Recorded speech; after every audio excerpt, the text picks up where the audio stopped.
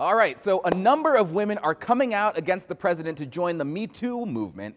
And I gotta tell you, I don't believe a single one of them for a second, but we'll get into that in a bit. But I wanna play for you first a moment in the White House press briefing yesterday that was so uncomfortable and so awkward that I think everyone in the room was thinking, all right, can this moment please just be over? It's a moment that flew under the radar because unfortunately, fake news Jim Acosta, turn on the cameras, Sean, remember that? Fake news Jim Acosta sucked all the oxygen out of the air with his classless heckling at the White House press briefing. But let me play for you a question from Brian Karem, who works for, wait for it, I'm not kidding, Playboy magazine. He's following up on a question about sexual harassment from Cecilia Vega of ABC News. Watch. Two questions. Who were the eyewitnesses who dispute these allegations against the president? And can you stand here right now and say without a doubt 100% that the more than dozen women who have come forward to accuse this president of misconduct are lying? Do you wrestle with this personally at all? I'm here to speak on behalf of the president, and I can say that the president has directly responded and said that these allegations are false, and that's what I'm doing and relaying that information to you. In terms of the specific eyewitness accounts, there have been multiple reports, and be happy to provide them to you after the briefing is completed. Brian? So let me just follow up on that question a little bit. As a woman standing out there talking to us, I know your job is to relate what the president says. Have you ever been sexually harassed, and do you understand, and I'm not saying by the president, I'm saying ever, and secondly, do you have an empathy for those who come forward, because it's very difficult for women to come forward? Absolutely would say that I have an empathy for any individual who has been sexually harassed, and that certainly would be the policy of the White House. I'm not here to speak about my personal experience on that front, but I'm here to relay information on behalf of the president, and that's what I'm focused on doing here today.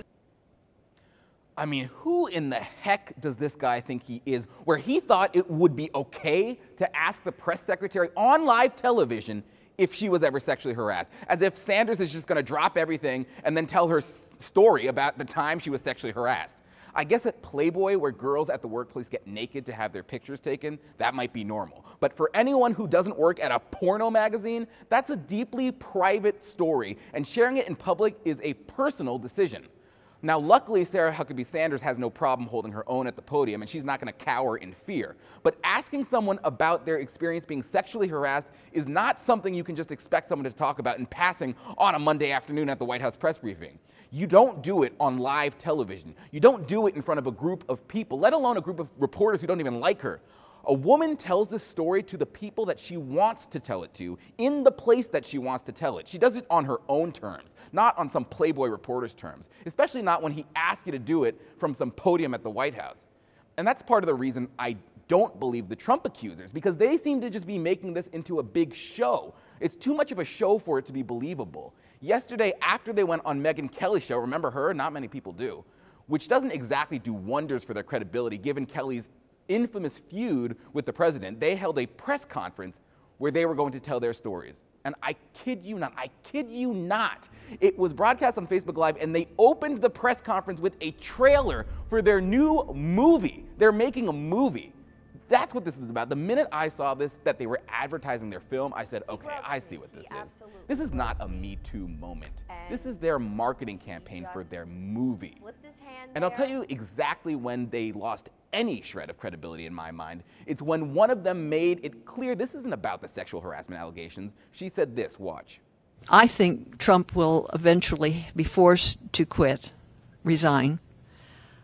Probably most likely because of financial matters in the Mueller investigation. I unfortunately feel that the sexual aggression issue is kind of low on the list of things wrong with Trump. I'm sorry, low on the list?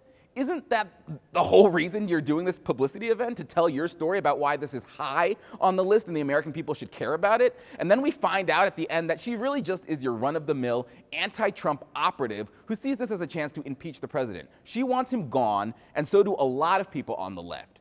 We cannot underestimate the depths people are willing to sink to to take this president out. And we cannot underestimate the willingness of those to ride this wave and use it to accomplish political ends. They do an extreme disservice to all the women who were sexually harassed and want to tell their stories the right way without a side of presidential impeachment or without being in a public setting like the White House press briefing room. But when I hear stories like this one, I can't help but think that there are some women who are doing this for all the wrong reasons. Listen to what Bill O'Reilly, who was driven out of Fox News under sexual harassment allegations, told Glenn Beck on his radio program. This was stunning. Watch. There is a tape, Beck, an audio tape of an anti-Trump person offering $200,000 to a woman to accuse Donald Trump of untoward behavior. So, you have talked to me about this. You've talked to me about this tape. You've talked to me about it privately as well with additional information.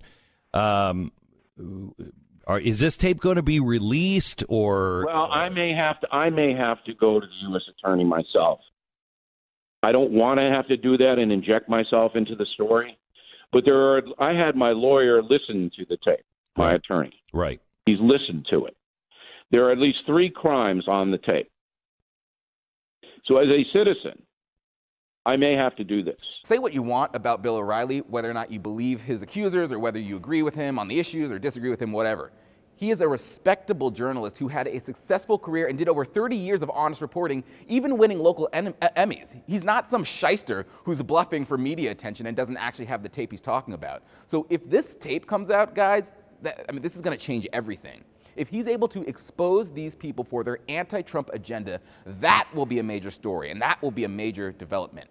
And they will also do immense harm to all the credible women out there who have actually been sexually harassed and are speaking out for the right reasons. And that's today's brief. Thanks for watching, guys. Remember, if you haven't already, now is the perfect time to sign up for CRTV because it's the holidays. You can give the subscription as a gift, or you can give it to yourself. Your subscription will come with a free mug of your favorite CRTV personality: Mark Levin, Phil Robertson, Michelle Malkin, Steve Dace, Gavin McInnes, Matt Kibbe. You'll get their big, beautiful face on a mug, and it's absolutely free. It includes shipping. So sign up today at crtv.com. That's crtv.com. Give the gift of CRTV this holiday season. Go to crtv.com and sign up today. Thanks for watching, guys, and we'll see you next time.